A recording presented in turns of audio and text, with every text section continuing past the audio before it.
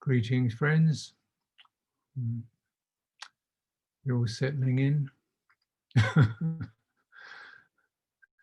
Take some time out from your day, and hopefully this could be of use for your day in your life. Just good to be in touch. So I'll start with the salutation to the Triple Gem, and then we'll have some meditation, and I'll see if I can pick up a theme that could be supportive and useful for you.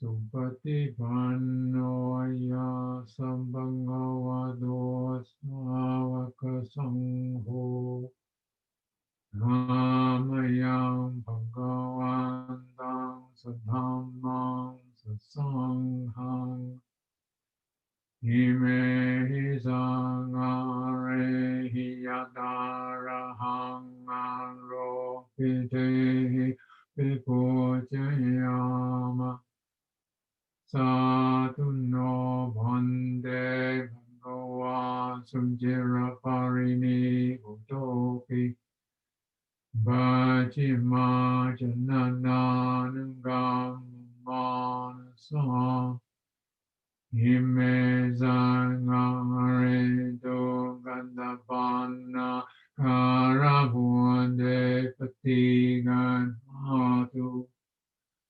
Amaham dikaranam nindaya sukhaya Araham samma sambuddho bhagava Buddham bhagavantang abhivāmi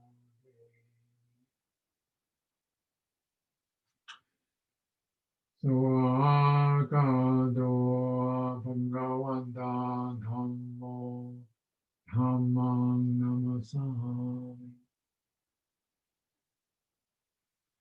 Supatipanno bhagavato sāvaka sangho sanghang namami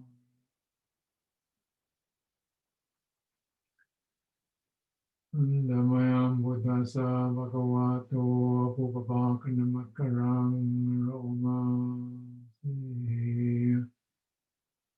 Namo tassa bhagavato arahato samma sambuddhassa. Namo tassa bhagavato arahato samma sambuddhassa. Namo tassa bhagavato arahato samma sambuddhassa.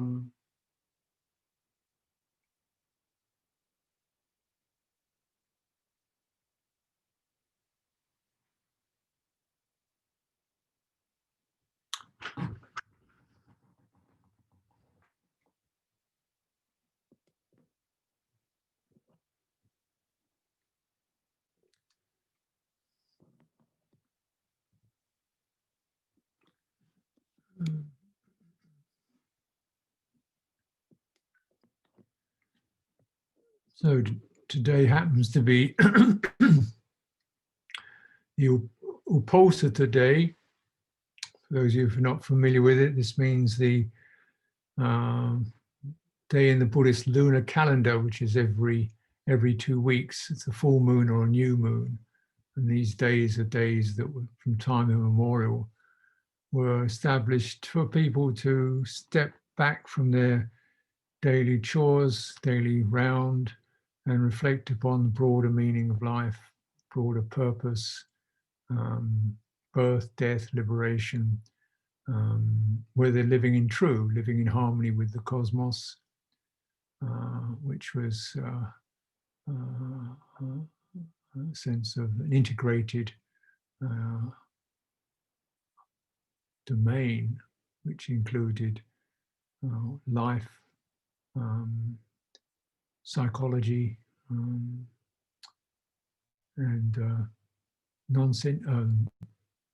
sentient beings, and even supernatural beings, the Buddhist cosmos, where they're living in. The human being is considered to be the one who can establish the moral pivot, moral center of the world, and the one who can suffuse the world with loving kindness, and the one who can surpass the world with wisdom. This is particularly human potential.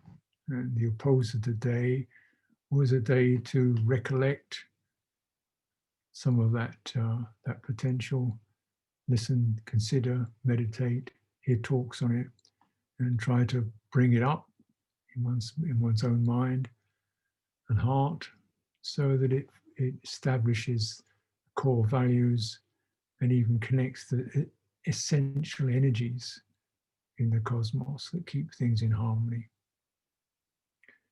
Well, that's a long introduction, isn't it? But essentially we might say, well, let's just begin with coming into stepping back from circumstance. I know circumstance is always pressing and urgent, and it can be very poignant, stirring. The fundamental first message is you can't deal with it if you're still being oppressed by it, being overwhelmed by it. You cannot manage it. You have to step back to gain your balance. So we do this simply. Body is here. Here now, circumstances roll on.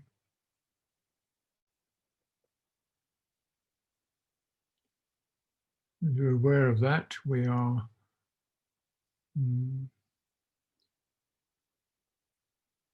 not getting into details, but certainly acknowledging that life is details. On one level, life is details, just an endless flow of details. On another level, you can also say life is just presence. It's the presence, knowingness, consciousness, citta, through which details stream. These two. And our act of balance is how do I settle so that both of those manifestations, both those experiences can be held. There are details, there are topics, I'm aware of that. I'm also aware of knowing, being with that. What is my risk? Then they ask for a response. The first response is to do with virtue.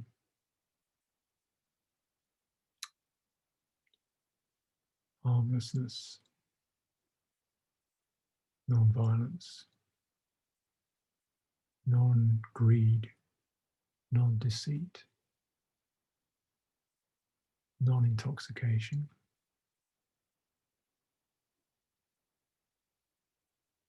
Follow those.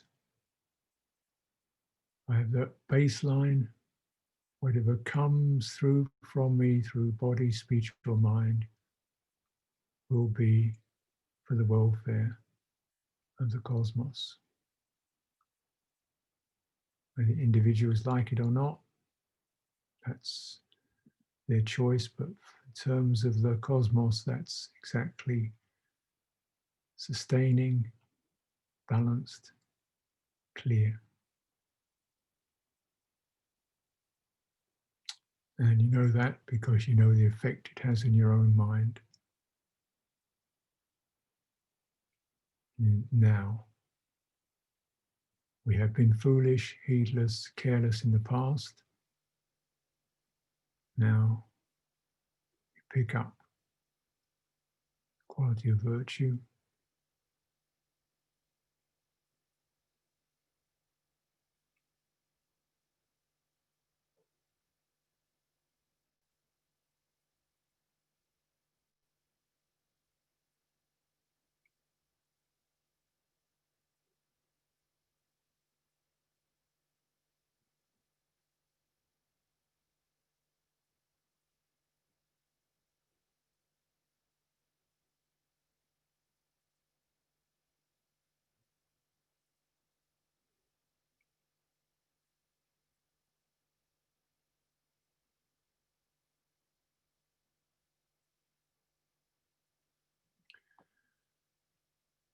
And this is both sobering, realizing how often this quality is dismissed in the world in general by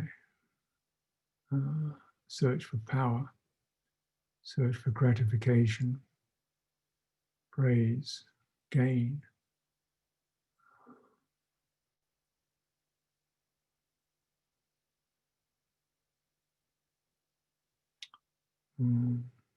These drugs that the mind is excited by. Really standing against those. Sobering. And the other aspect of it is extremely enriching. Because your mind can spread wide with the qualities of goodwill and compassion.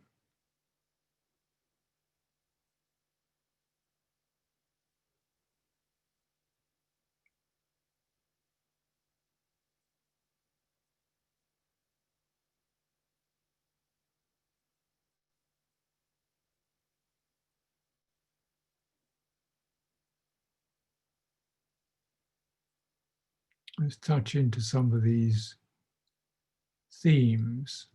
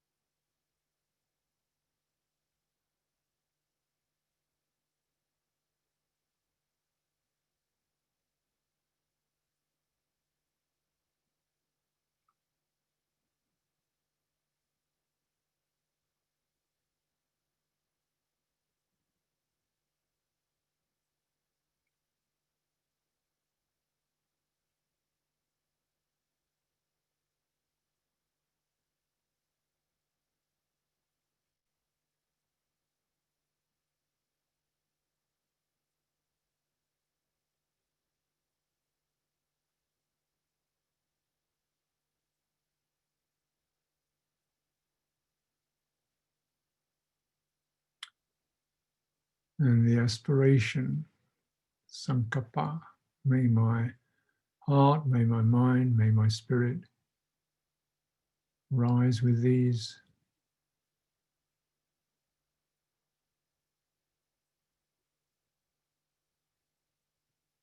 Spread the qualities of compassion,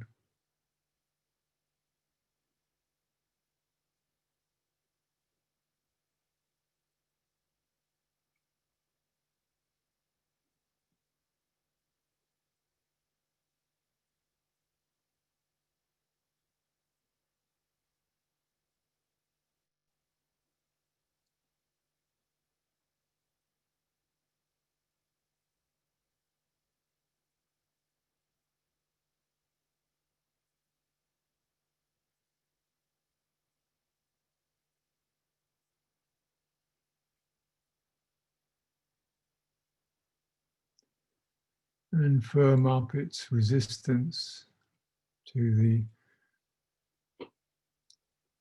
forces of power, wealth, status,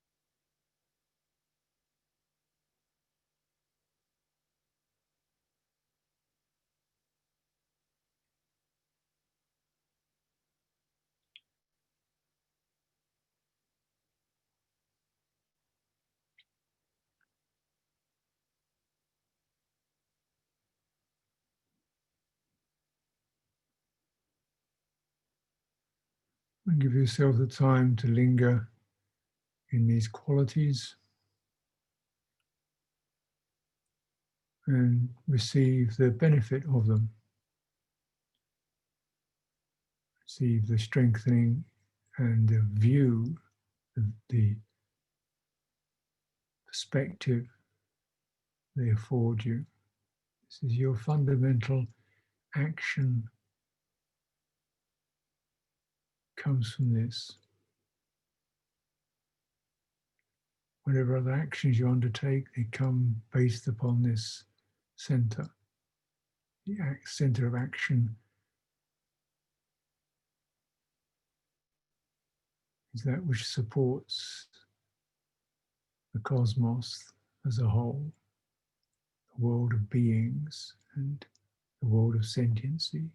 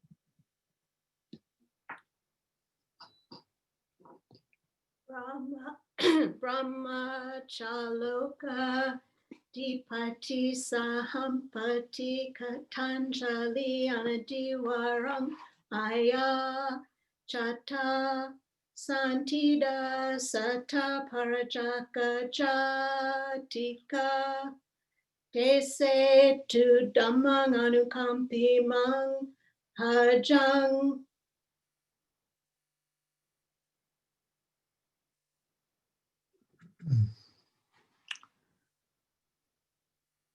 Namo tassa bhagavato arahato samma sambuddhassa. Namo tassa bhagavato arahato samma sambuddhassa. Namo tassa bhagavato arahato samma sambuddhassa. Dang dhammang sanghang namsami.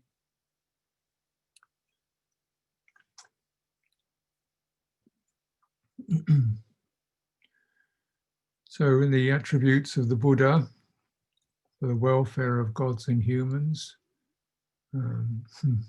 comes into the world for the welfare of gods and humans, and generated not a dispensation, which is a sort of kind of not the most usual word, but it was much more than just a particular meditation teaching, but a whole sasana, which means a whole culture and cultivation, which sometimes called Dhamma Vinaya, which also means both the truth and also the training.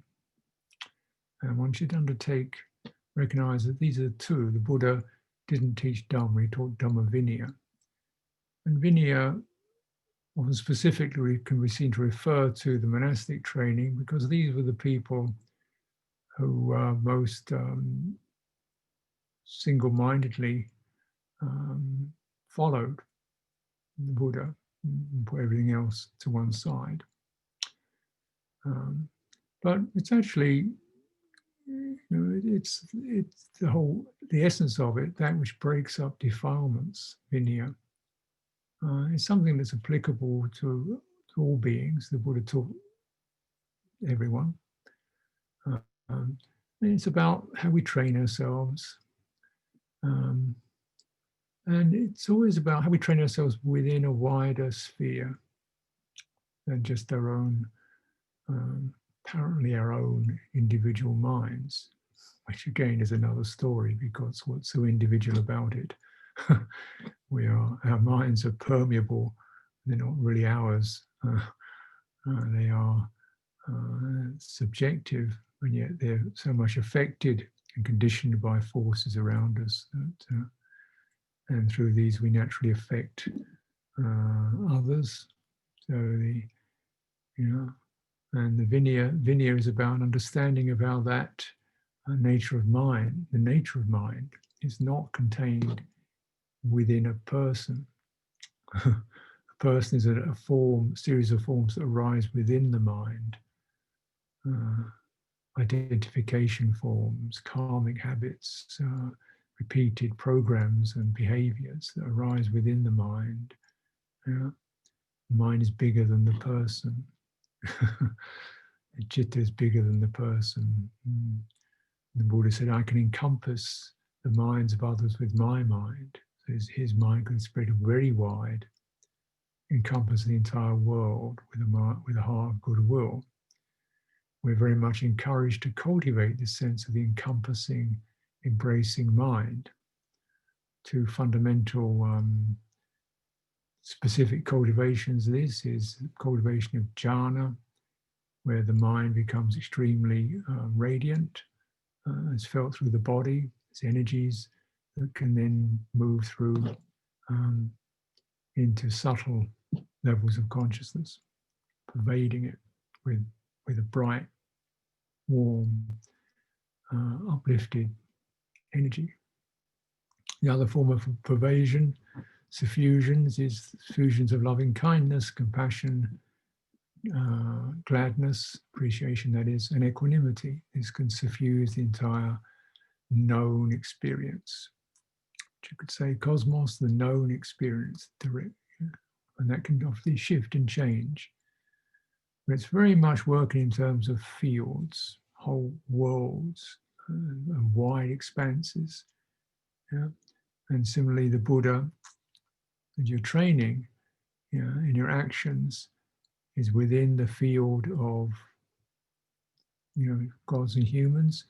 And he generated this fourfold assembly, the samanas, monks, nuns, as we call them now, gone forth people, renunciants, and upasikas, upasikas, those who follow living the household life, and involved with families and making business and so forth. So this is you see creating a mini society within the world of trained beings who've cultivated right speech, right action, right livelihood, who bond together and support each other, and are unified around the qualities of virtue, unified around the qualities of loving kindness, unified around the primacy of clarifying and purifying the heart through meditation. This is their common anthem, their common theme, their common thread, whether men or women or wherever. And this is the kind of the unifying Buddhist society that is the Buddha spent his lifetime encouraging and generating through his own teaching and through protocols that would actually help people to overcome their fear or their mistrust or their prejudices and come together and support each other in this particular way, in generating these qualities. So very important to get a sense of the big picture and training oneself within that.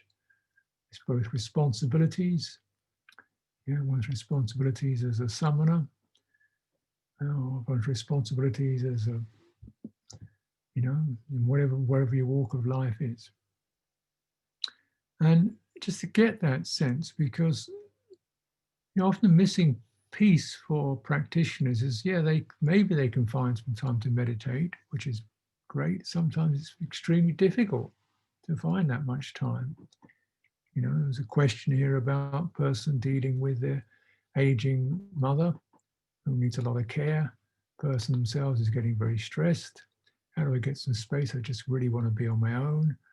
I'm just overwhelmed, kind of thing. And I can understand that. So maybe you can't meditate. Training yourself to deal with wisdom. The quality of goodwill and virtue has to also be measured and moderated with wisdom. It's because the citta is so affected that a good-natured person is highly affected by the sufferings of others, and there's a sense in which this has to be understood. There's a duty to rise up to that, but at the same time, you can't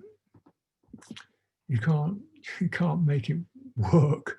In other words, it's bound to, on some levels, it's bound to be frustrating, disappointing, and something that isn't really going to arrive at some final concluding settled state because the person's in decline. So what is one's resource in that? Well, your resource is to return, to keep stepping back into the sense of the assembly. And the assembly is both as many people in physical reality, but also just in your own mind. The sense in which human beings throughout history have had to be with this. And your suffering and stress is not unique. And sometimes just even be able to talk to somebody about it, to express it itself gives you that sense of the nature of mind is when we can, say something, state something, however difficult it is, just in that action of clearly stating, there is some sense of, it's the nature of mind, because the mind is not actually bonded to experience. It's relating to experience rather than bonded to it. And so often our relationship is too goal-oriented, or trying to make things work, or too affected. So we get very involved with things and try to make it better, understandable. But the relationship is dispassion. Dispassion doesn't rule out compassion, but it means we know there's a limit to what we can do.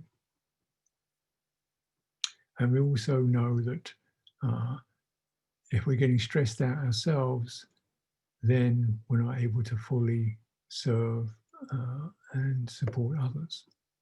So it helps to hold that measure, that balance. How do you find dispassion? You step back from the situation and you look at it. You sense it, and you take your heart back into the refuge, the steady place. These are conditions that change and pass. These are conditions that change and pass. This is a sense of struggle or sorrow or concern or worry or inadequacy or desperation. This passes, it rises and passes. And when it's happening, it doesn't feel like it's arising and passing. But, you know, it wasn't always there. It arose, therefore it passes. It's something we just have to bear with. When you know that, you touch the ground of truth. And straight in that, touching the ground of truth, there is that mind disengages from bonding to experience, instead to relating to it with compassion for the other being, for yourself, for the human predicament in which we are all like fish in a pond that's drying up, you know, on one level. Physical, we're like fish in a pond that the water is gradually leaving. We're all flopping around on death row. I mean, sorry about this, but it's like, it does help you to see things more, you know, nothing's going wrong per se, but it is difficult, emotionally difficult. Now, the other aspect that I was touching into was the need for enrichment of the heart, because life is on an emotional level, life is very wearing emotionally. And the emotional body gets pretty, takes a lot of stress. When I mean emotional body, what's that mean?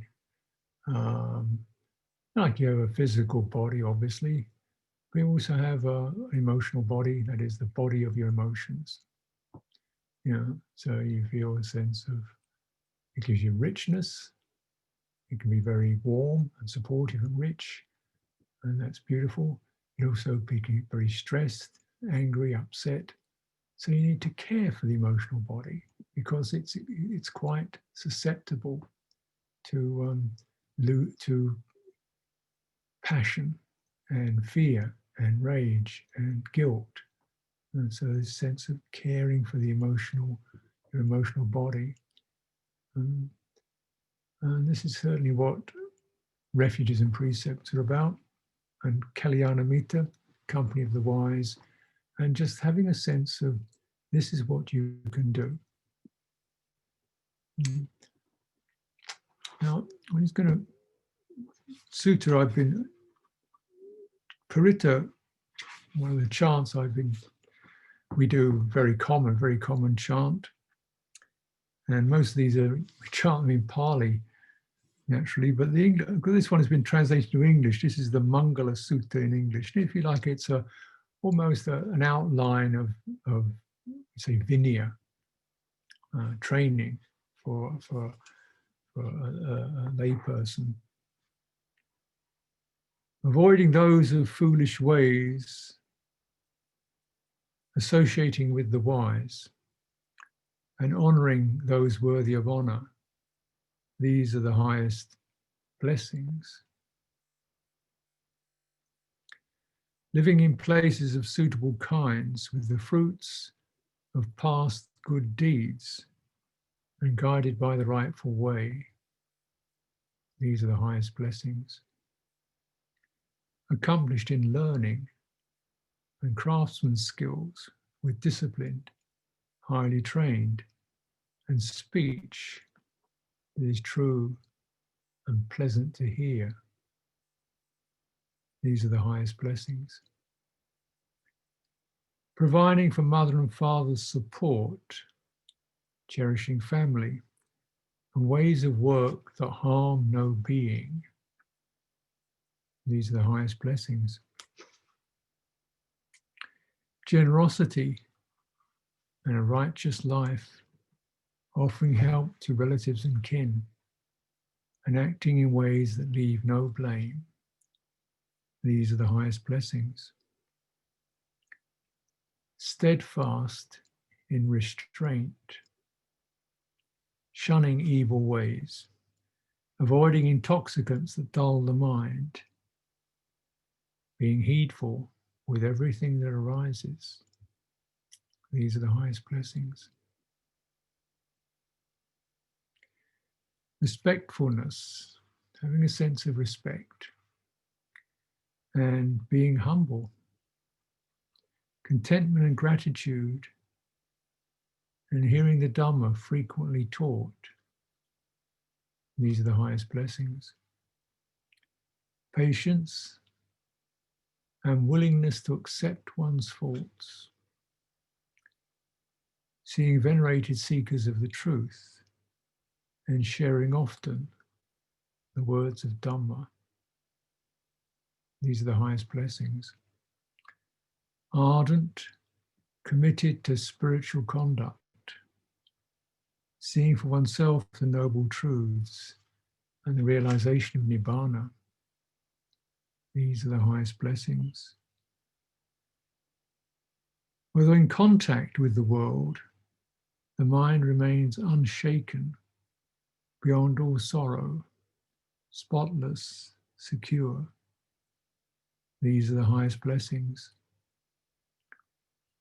Those who live by following this path know victory wherever they go, and every place for them is safe.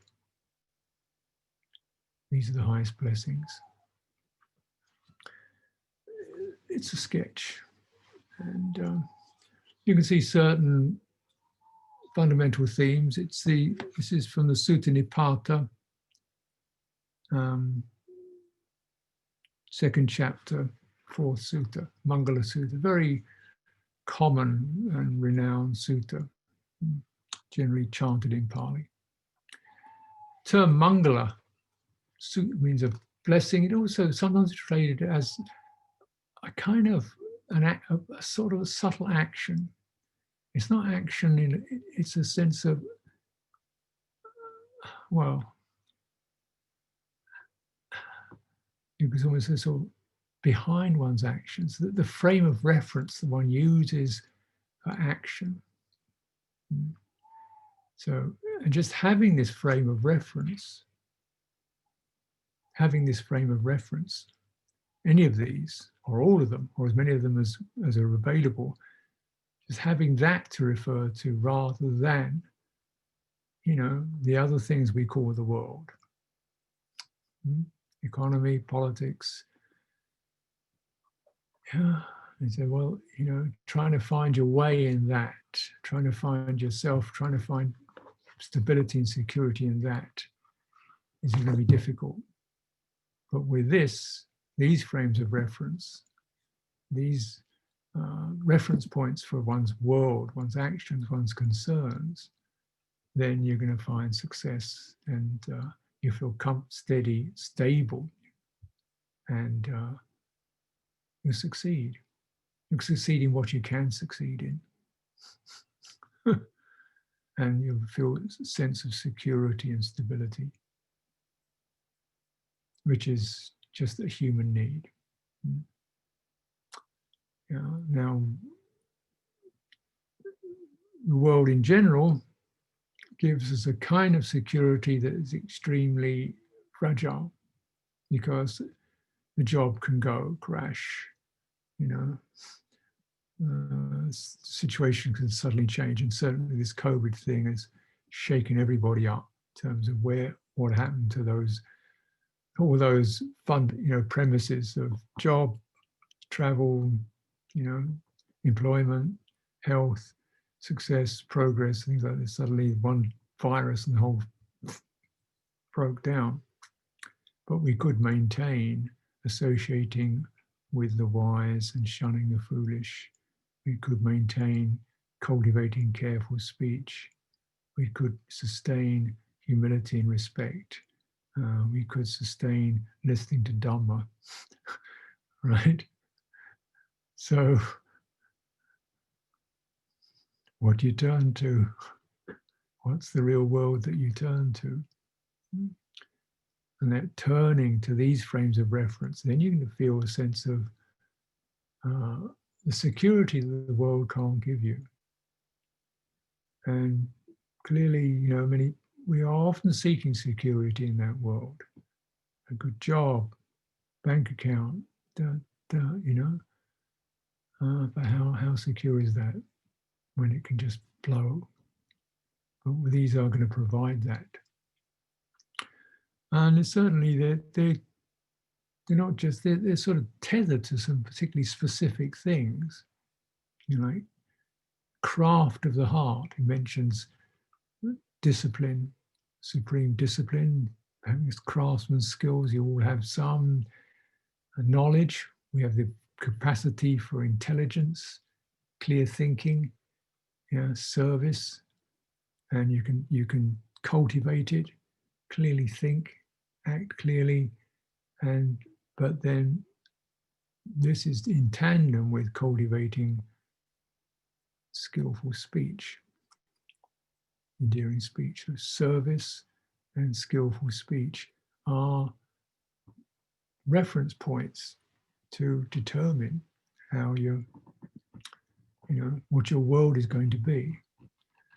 Associating with wise people, even just to listen to wise people, even to be heard, listened to by wise people who don't blame or ridicule or criticize or give you lies.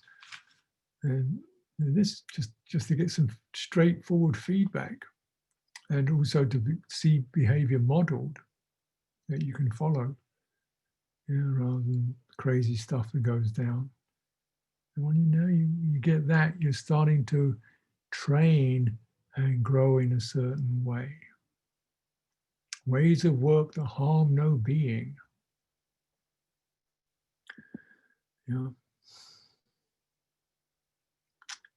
So, referring to livelihood, speech, view, companionship, responsibility, but from the place of Dhamma rather than the place of the worldly values. And the Buddha clearly felt that, most of the presentations are given is that these fundamental lifestyle trainings act prior to, if you like, or as a foundation for the more refined training of meditation. So you start with that, and from the way you work with that informs how you do your meditation. In fact, there isn't really a gap between the two. So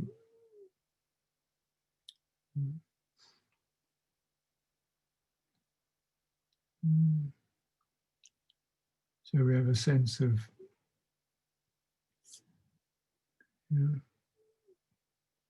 what can come forth from the heart. Now, what we can do physically is going to be limited by limitations of our physical capacities, strength, resources, but that's secondary. It always has to be secondary because that is limited. And so you start to see, well, what you can establish is this fundamental focus on cultivating blessings, Mangala, skillful performances, skillful ways of referring to how you act and what you act in accordance with. Now, and what helps to make specific is the quality of careful attention. And careful attention means you give attention systematically and repeatedly to topics that will give rise to skillful states, skillful conditions. And you withdraw attention from topics that give rise to unskillful states and conditions. And you have to know what those topics are. Because it's not just the apparent, so, if you can look at a piece of work with either an attitude of service, or you can look at it as a place where you can gain favor and praise. So the same apparent thing could set up different actions in the mind. So the main thing is not so much the thing itself, but what kind of mind states arise as you engage with that particular sight, sound, touch activity. As it makes you compulsive, then you should back off from it. Train yourself to cool down and back off from what you get compulsively enmeshed in. Give attention to qualities that help you to do that. Give skillful attention to qualities, to attitudes, to reflections that help you to disengage from where you're getting compulsive, up, tense, irritable, and so forth. So then what is worthy of attending to? Tend to attend to reflections, perceptions, memories, teachings, experiences that give rise to non-compulsive states, spaciousness, groundedness, kindness, compassion, ease. Give attention to those. And where are they? Well, this is why we cultivate these oppositors, because the oppositor day and the oppositor is a time to bring up and refresh and brighten and integrate your experience of the beautiful, of virtue, of goodwill, of people who have been good to you, of good things you've done. It says here, bearing in mind the fruits of good deeds. So you take these days to actually pick up. So you've got something skillful to attend to give careful attention to. And so, yes, this is true. I do stand for truthfulness. Yeah, I do believe in truthfulness. And what does it feel like? I do follow and make an effort with generosity. How does that feel? So you've got something you can turn to. When you do these oppositors every 2 weeks, sometimes they do like one every week as well, because why wait 2 weeks? In fact, do it every day if you can. Because sometimes you just need a lot of reflection. That's why there are pujas and chanting every day in monasteries, at least once or twice a day, to kind of just keep bringing the mind back to things like Buddha and awakening and clarity and mortality and let go and stuff like that. And you keep priming your mind with that, not just so as they're just words you're parroting or ideas that you're just going through, but actually felt realities in your mind, in your heart. Yeah, that's right. Then you've got, next time you're getting kind of petty or caught up, you remember, turn to that which is acknowledged and spent time dwelling in the quality of ease, the quality of contentment, the quality of being supported, the quality of companionship. Sometimes people just feel so alone, yeah. And in some ways we're always alone, yeah. These skin bags and this individuality, but then we can also touch into aspects that are mutual and shared. And the training is to, as the Arahants say, we are separate in body, but in mind we are one. So you turn back to that and you realize the personality has to be stepped, not exactly abandoned. I don't mean dump it, it means you just say, oh, that's that. And now's the time to just take that off and rest in the true heart, which is bigger than the person. The more you do that, then you've got something you can give attention to. Give attention to that. This is where your resources will grow. Your strength will grow. Your confidence will grow. Your discipline will grow. And then you have the resources to deal with what life brings up.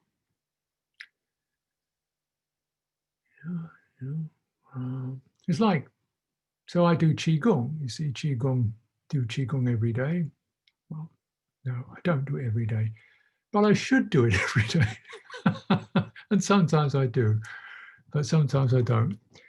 But the simple thing of that is often Qigong, you don't really do very much. You just sort of stand there, but you stand in particular ways whereby the whole point of it is just to build up energy.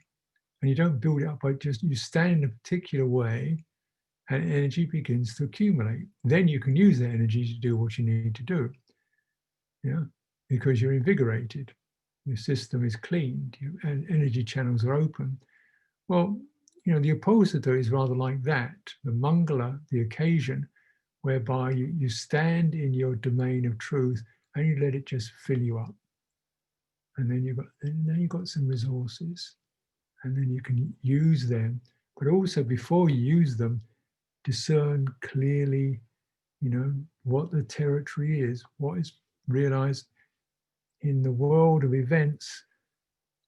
So there's going to be winning and losing, success and failure, gaining and loss, pain and pleasure, disappointment. That's what it's about. It's like that.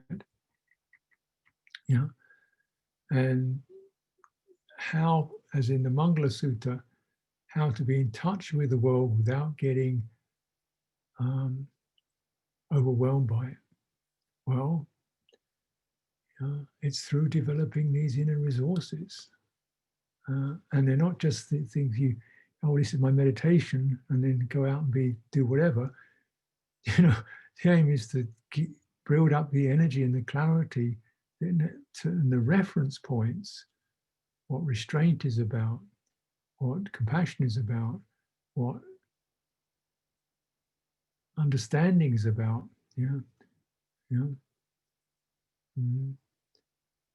What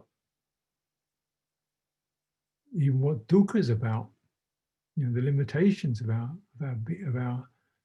lifespan, anicca, impermanence, not self, can't control it. So we move lightly in the world, and that lightness is not It's not easy, it's not flimsy, it's a strong lightness, because to stay light and move through the world without getting crushed or tangled or frustrated by it takes a lot of inner richness and quality. And this is what these occasions are about, just building it up. Yeah.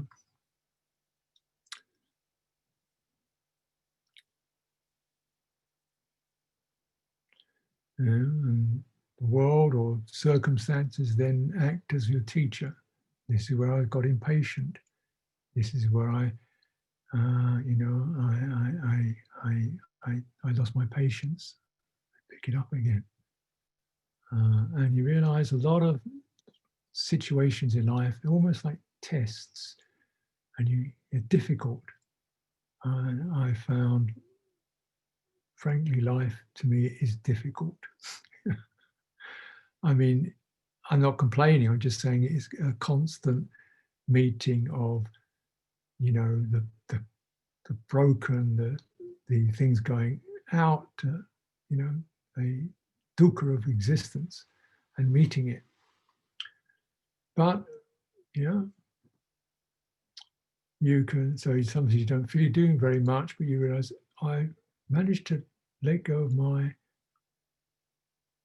despair. That's something. I've let go of my frustration. I've let go of my wish to be someone who can solve it all. I've let go of my feeling of inadequacy. I've let go of my impatience. I think I'm passing the test, of what this life was about.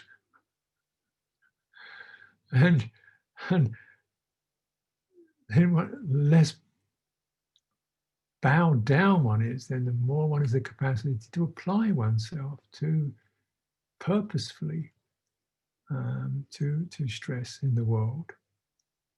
I know certainly, people in America, you've got a big issues are coming up, a lot of turmoil, civil distress, and conflict, and then there has to be the sense of collecting yourself, and then also, how do you reach out and gather strength with each other to stand for what you feel is right?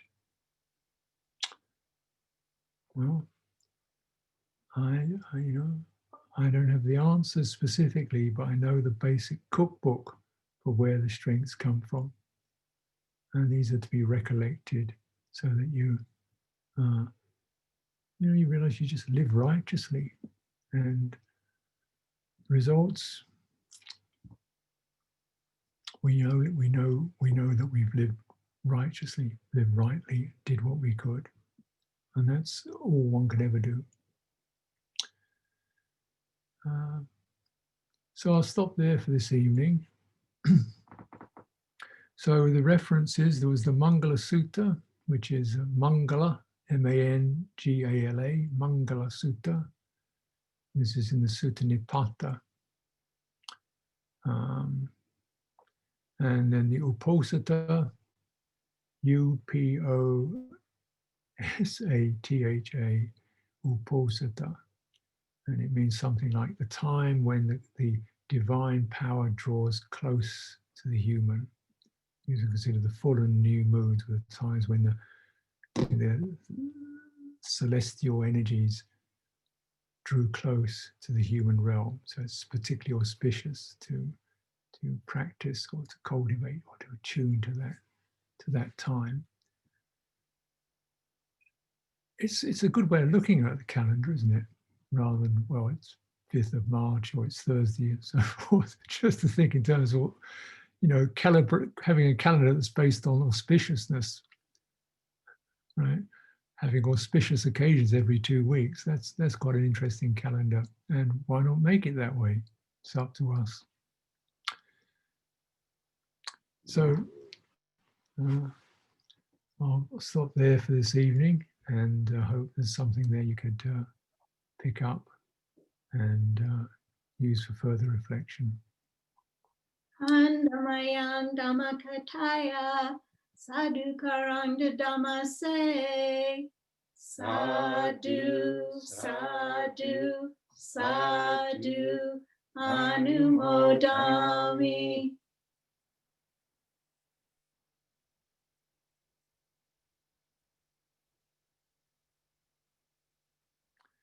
Okay, let's pay respects to the Buddha.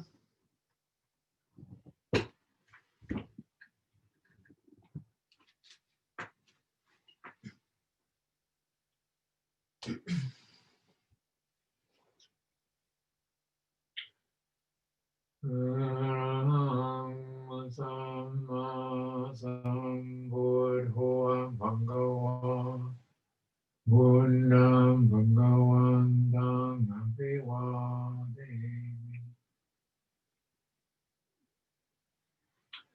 Swakato bhagavata dhammo dhammang namasami Supatipanno bhagavato sāvaka sangho sanghang namami.